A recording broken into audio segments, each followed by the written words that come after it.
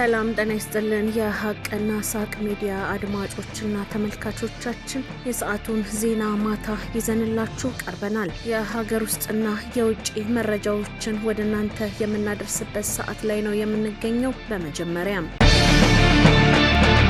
በቀን በአማካይ 5 የውጭ ሀገር ዜጎች የሆኑ ግለሰቦች የኢትዮጵያ ፓስፖርት ሲጠቀሙ እንደሚያዙ የኢሚግሬሽንና ዜግነት አገልግሎት ገለጸ። ሐሰተኛ የቪዛ አይፒ መስተንግዶ ሰነድ በማሰራት ወደ ተቋሙ የሚገቡ ሰዎች እንዳሉ መስሪያ ቤቱ ባካሄደው የፓርላማ የቋሚ ኮሚቴ ስብሰባ ላይ አመላክቷል። የኢሚግሬሽንና ዜግነት አገልግሎትን የ3 ወራት የስራ አፈጻጸም ለመገምገም ትናንት ሰኞ ህዳር 8 2018 ስብሰባ የጠራው የተወካዮች ምክር ቤት የውጭ ግንኙነትና ሰላም ጉዳዮች ቋሚ ኮሚቴ ነው። ሪፖርቱን በንባብ ያቀረቡት የተቋሙ ዋና ዳይሬክተር ወይዘሮ ሰላማዊት ዳዊት መስሪያ ቤታችን በሩብ ዓመቱ 545491 ፓስፖርት ለዜጎች መስጠቱንም ገልጿል። በዚሁ ጊዜ ውስጥ 860 ኢትዮጵያውያንና የውጭ ዜጎች ሐሰተኛ የጉዞ ሰነድ በማቅረባቸው ተይዘው በህግ ተጠያቂ እንዲሆኑ መደረጋቸውንም ዋና ዳይሬክተሯ ተናግረዋል። ሐሰተኛ የጉዞ ሰነድ ይዘው የሚገኙ ዜጎች በመስሪያ ቤቱ ላይ ተጨማሪ ጫና መፍጠራቸውን የጠቆሙት ሰላማዊት ችግሩ በየጊዜው እየጨመረ የመጣ ጉዳይ መሆኑንም አስረድተዋል። በተቋሙ ሪፖርት መሰረት በሩብ ዓመቱ ውስጥ የተጭበረበረ የጉዞ ሰነድ ሲጠቀሙ የተያዙ የውጭ ሀገር ዜጎች ብዛት 96 ነው። በፓርላማ የውጭ ግንኙነትና ሰላም ጉዳዮች ቋሚ ኮሚቴ አባል የሆኑት አቶ ሳዲቅ አደም የውጭ ሀገራት ዜጎችን በተመለከተ እየተወሰዱ ያሉ እርምጃዎች እንደተጠበቁ ሆነው አሁንም በርካታ ያልተደረሰባቸው የውጭ ሀገር ዜጎች እንዳሉም በማንሳት ጥያቄውን አቅርበዋል። እኚሁ የፓርላማ አባል ያለ ፈቃድ ወደ ኢትዮጵያ የመግባት የመኖር ሁኔታ መኖሩን ብዙ መረጃዎች እንደሚያሳዩ አንስተው ለምሳሌ ኤርትራውያን ተብሎ ብዙ ጊዜ ይነሳል ያሉት አቶ ሳዲቅ ይህ ጉዳይ እንዲብራራላቸው የመስሪያ ቤቱን አመራሮች ጠይቀዋል።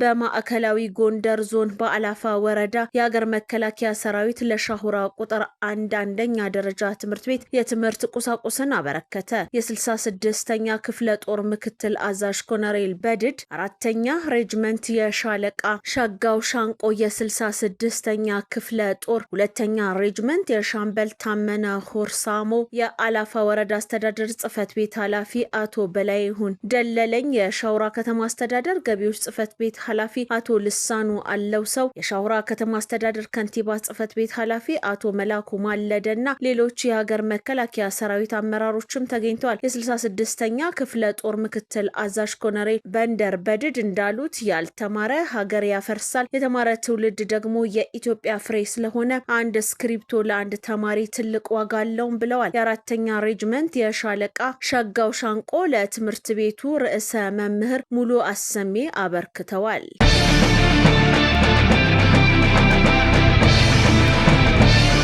የደቡብ ወሎ ዞን ያሰለጠናቸውን የሰላም አስከባሪ አባላትን በጊምባ ከተማ አስመረቀ።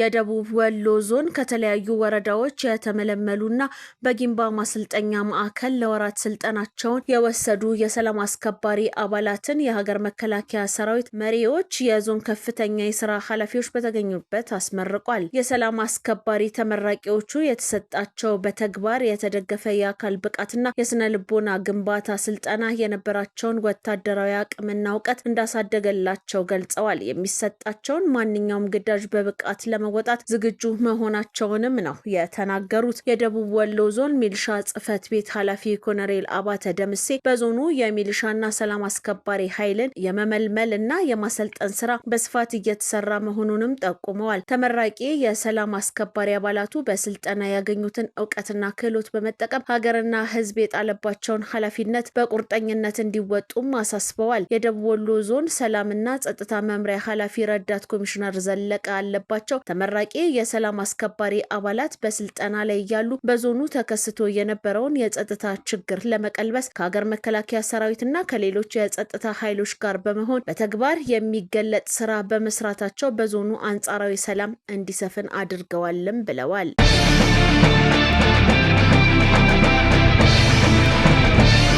ከፍተኛ የመንግስት ባለስልጣናት በሲጋራ ኢንዱስትሪ ካልተሰማሩባቸው ሁለት የአፍሪካ ሀገራት አንዷ ኢትዮጵያ እንደሆነች ተገለጸ። ኢትዮጵያ በአፍሪካ የሲጋራ ኢንዱስትሪ ተጽዕኖ ከተቋቋሙ ሀገራት መካከል አንዷ መሆኑንም ሪፖርቱ አመላክቷል። የአፍሪካ የትንባሆ ቁጥጥር ጥምረት ATCA የኢትዮጵያ መንግስት ማህበረሰቡን ከሲጋራ ጉዳት ለመጠበቅ የወሰደውን ህጋዊና አስተዳደራዊ እርምጃዎችም አድንቀዋል። ኢትዮጵያ የኢንዱስትሪ አጋርነትን በመቀነስ የመንግስት ባለስልጣናት ከኢንዱስትሪው ጋር እንዳይገናኙ በማድረግና በመንግስት ተቋማት የሚኖርን የጥቅም ግጭት ሙሉ ለሙሉ በሚባል ደረጃ በማስቀረት ተሳክቶላታልም ተብሏል። በሪፖርቱ ኢትዮጵያ የሲጋራ አምራቾችን በትላልቅ ብሔራዊ ፕሮጀክቶችና የከተማ ልማት ፕሮጀክቶች ላይ እንዲሳተፉ ማድረጓ በትልቅ ስኬትነትም ተነስቷል። ኢትዮጵያ የመንግስት አካላት ከሲጋራ አምራቾች ጋር አጋርነት እንዳይፈጥሩ ከ6 ዓመት በፊት አዋጅ ያወጣች ሲሆን የኢትዮጵያ የምግብና መድኃኒት ባለስልጣን ከኢንዱስትሪው ጋር የሚኖርን አጋርነት በመከታተል ጉልህ ሚና ተወጥቷልም ነው የሚለው ሪፖርቱ። በተጨማሪ ሪፖርቱ ኢትዮጵያ በአፍሪካ ከኡጋንዳ በተጨማሪ የመንግስት ከፍተኛ ኃላፊዎች የሲጋራ ኢንዱስትሪ ያልተቀላቀሉበት ወይም ከሲጋራ ኢንዱስትሪ የመጣ ሰው ከፍተኛ ስልጣን ላይ ያልተቀመጠባት ሀገር ናትም ተብሏል። መንግስት በብሔራዊ የትንባሆ ኢንተርፕራይዝ የነበረውን ድርሻ ለጃፓን ቶባኮ ኢንተርናሽናል በመሸጥ ከኢንዱስትሪው ሙሉ ለሙሉ መውጣቱን ሪፖርቱ አሳይቷል። በሌሎች ሀገራት የሲጋራ አምራቾች ተጽዕኖአቸውን ለማሳደግ የማህበራዊ ኃላፊነት ላይ የሚሳተፉ ሲሆኑ በኢትዮጵያ ግን ይኸው ተሳትፏቸው እጅግ ዝቅተኛ መሆኑን ተገልጿል።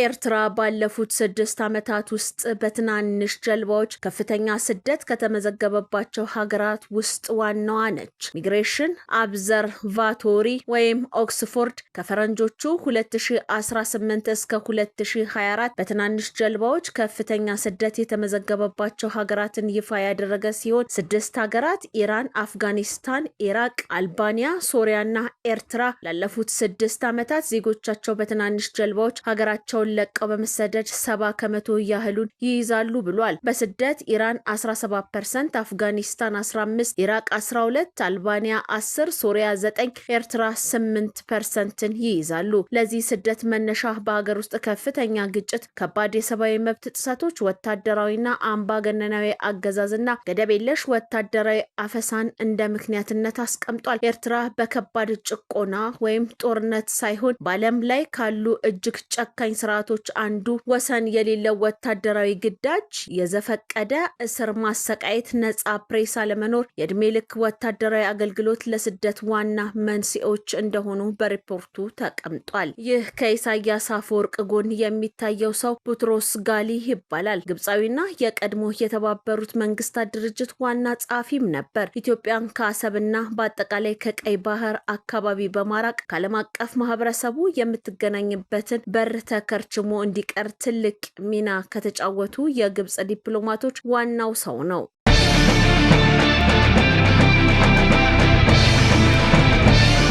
ከላሊበላ በተጨማሪ በተለያዩ አካባቢዎች የሚገኙ ታሪካዊ ቅርሶችን የመጠገንና የማልማት ስራ በዘላቂነት ላሊበላ ፕሮጀክት እንደሚሰራ ተገለጸ። የፈረንሳይ የቅርስ አድን ልማት ፕሮጀክት አንዱ አካል የሆነው የዘላቂ ላሊበላ ፕሮጀክት አፋጣኝ ጥገና የሚያስፈልጋቸውን የላሊበላ ውቅር አብያተ ክርስቲያናት ጥገና እያደረገ ይገኛል። ፕሮጀክቱ ከላሊበላ ባሻገር በተለያዩ የሀገራችን አካባቢዎች ያሉ ታሪካዊ ቅርሶችን የመጠገንና የማልማት ስራዎችን ለመስራት ስራ መጀመሩንም ነው ያስታወቀው። በሀገራችን ያሉ ቅርሶች ለረጅም ዘመን የቆዩ በመሆናቸው አብዛኛዎቹ አደጋ ላይ ይገኛሉ ያሉት የፕሮጀክቱ ኃላፊ ኪዳነ ማርያም ወልደ ጊዮርጊስ ታሪካዊ ቅርሶቹ በደንብ ለምተው ለትውልድ መቀጠል አለባቸውም ብለዋል። በላስታ ወረዳ ያሉ 4 ከአለት ላይ የተሰሩ ውቅር አብያተ ክርስቲያናት በሰቆጣ የውቅር መስቀለ ክርስቶስ ቤተክርስቲያን የመጠገንና የማልማት ስራ እንደሚሰራ የገለጹት ኃላፊ ኃላፊው በትግራይ ከላሊበላ ጋር የተሳሰረ ታሪክ ያለው ከአክሱም ዘመነ የኪነ ህንጻ ግንባታ እስከ መካከለኛው ዘመን ድረስ የተገነባው ቅድስት መስቀል ክብራ ትኖርበት የነበረው ኪዳነ ህንጻን መጠገንና አልምቶ ለቱሪዝም ግብዓት የማዋል ስራ እንደሚሰራም ነው የተገለጸው። ቅርሶችን ማልማት ይገባል ስንል በኢትዮጵያ ያሉ ቅርሶችን ማልማት ያስፈልጋል ያሉት ኃላፊው በላሊበላ ውቅር አብያተ ክርስቲያናት ላይ በርካታ ስራዎችን አሁንም መስራት የሚያስፈልግ በመሆኑ የቅርሱን ከባቢ ማልማት፣ ተላለፊያ መንገዶችንና ሌሎች በቅርሱ ላይ መሰራት ያለባቸው ስራዎች ይሰራሉም ብለዋል። በቅዱስ ላሊበላ ውቅር አብያተ ክርስቲያናት ውስጥ የተዘረጉ መብራቶች ቅርሱን በማይመጥን መልኩ የተሰሩ በመሆናቸው ለቅርሱ አደጋ ላይ የሚጥሉ መሆናቸውም ነው የተገለጸው። በውቅር አብያተ ክርስቲያን ውስጥ ቅርሱን በሚመጥን መልኩ ዘመናዊ የመብራት ዝርጋታ ስራ ለመስራት ማቴሪያሎች በከፍተኛ ወጪ ተገዝተው ስራውን ለመስራት በዝግጅት ላይ መሆናቸውንም ኃላፊው ተናግረዋል።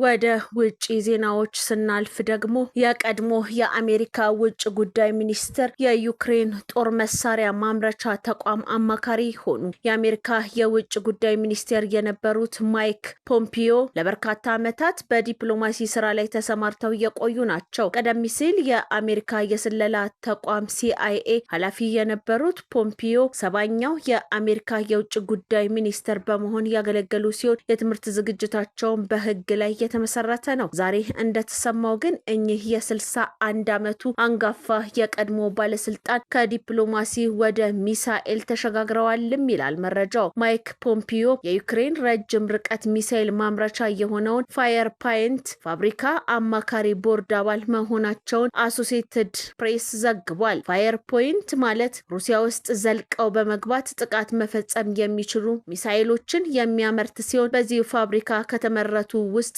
ፍላሚንጎ የተሰኘው ሚሳኤል አንዱ ነው። ፍላሚንጎ እስከ 3000 ኪሎ ሜትር ያህል ርቀት መጓዝ የሚችል እንደሆነ የተገለጸ ሲሆን ባለፈው ሳምንት ይህንን ሚሳኤል ሩሲያ ላይ መሞከራቸውን ፕሬዝዳንት ዘለንስኪ ማስታወቃቸው ይታወሳል።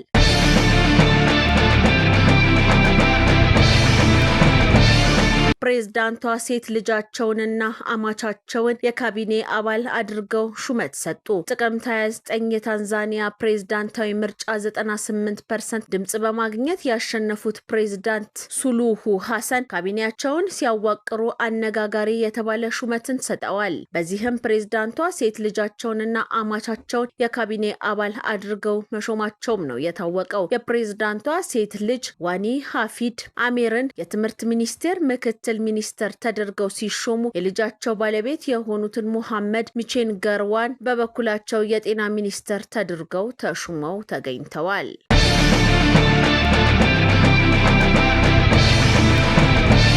የጀነራል አልቡርሃን መንግስት ለዓለም አቀፍ መርማሪዎች ፈቃድ እንደማይሰጥ አስታወቀ።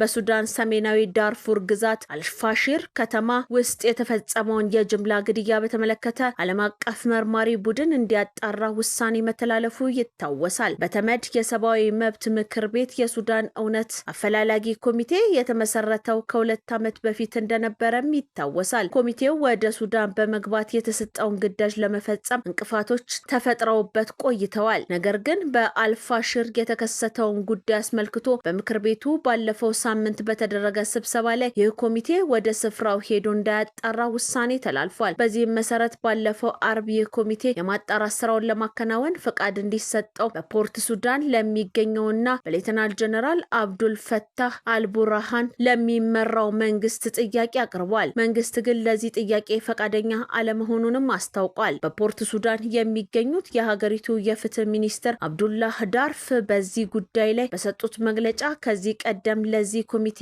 እውቅናና ፈቃድ ለመስጠት ፈቃደኛ አለመሆናቸውን አውስተው አሁንም በዚህ አቋማቸው መጽናታቸውን አስረድተዋል። ሲናገሩም ይህ ኮሚቴ ሱዳን ውስጥ ገብቶ በፈጥኖ ደራሽ ኃይሉ የተፈጸመውን ወንጀል ማጣራት አይችልም፣ ምክንያቱም ይህ የሉዓላዊነት ጉዳይም ጭምር ነው ብሏል። እኛ የራሳችንን ወንጀል ምርመራ የሚያጣራ አሰራር አለንም ብለዋል። አልፋሽር በተፈጸመው ግድያ ላይ ምርመራ የሚያደርግ ኮሚቴ መዋቀሩንና የምርመራ ስራውን መጀመሩንም አስረድተዋል። ሚኒስትሩን ጨምሮ ዓለም አቀፍ ኮሚቴ ወደ አልፋሽር ቢሄድ ማንንም አያገኝም። አብዛኛዎቹ የከተማ ነዋሪዎች ወደ ሰሜናዊ አካባቢዎች ተሰደዋልም ተብሏል። ነዋሪዎቹም ግማሾቹ በጥይት ቀሪዎቹ ደግሞ በረሃብና ጥም ሞተዋል በማለት አስረድተዋል። አልፋሽር ከተማ በአሁኑ ወቅት በፈጥኖ ደራሽ ኃይሉ ቁጥጥር ስር የሚገኝ መሆኑን ይታወቃል።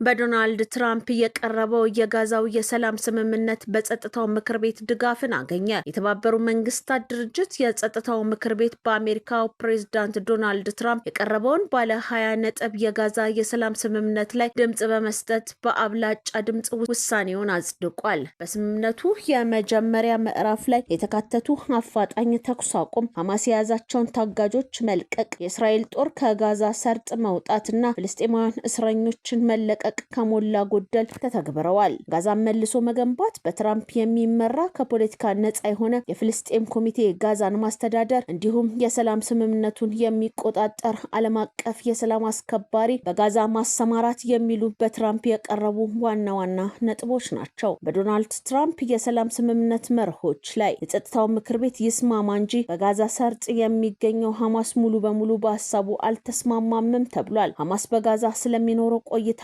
ማረጋገጫ ይፈልጋልም ተብሏል። ፕሬዝዳንት ዶናልድ ትራምፕ በበኩላቸው በተባበሩት መንግስታት ድርጅት ታሪክ ውስጥ ከታዩ ታላላቅ ስብሰባዎችና ውሳኔዎች አንዱ ነው ሲሉም ስብሰባውን አወድሰውታል። በተጨማሪም ውሳኔውን እንዲጸድቅ ድምጻቸውን ለሰጡ ሀገራትና ለተባበሩት መንግስታት የጸጥታው ምክር ቤት ዶናልድ ትራምፕ ምስጋና ማቅረባቸውን አናዶሉ ዘግቧል።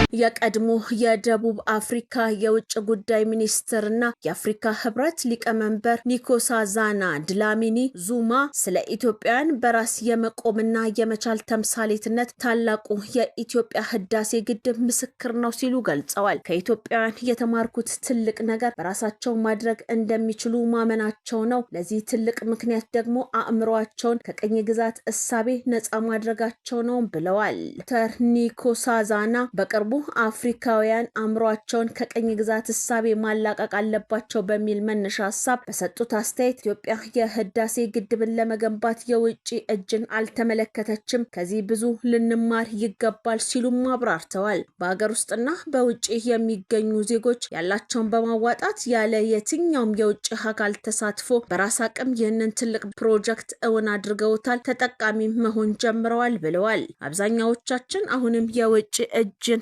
እንጠብቃለን። የውጭ እጅ ባንጠብቅና እንደ ኢትዮጵያን አይምሮአችንን ነጻ ብናደርግ የልፋታችንን ውጤት እናገኝ ነበር ሲሉም ቁጭታቸውን ገልጸዋል። ስለዚህ አሁንም ቢሆን የውጭ እጅ መጠበቁ ይብቃን ያሉ ሲሆን በምንችለው አቅም ልክ ለራሳችን እድገት ልንተጋ ይገባል ሲሉም መልእክታቸውን አስተላልፈዋል። የሀቅና ሳቅ ሚዲያ አድማጮችና ተመልካቾቻችን የዛሬ ዜና ማታችን ይህን ይመስል ነበረ። ቀሪ ዝግጅቶቻችን ይቀጥላሉ። ጥሩ ጊዜ ይሁንላችሁ።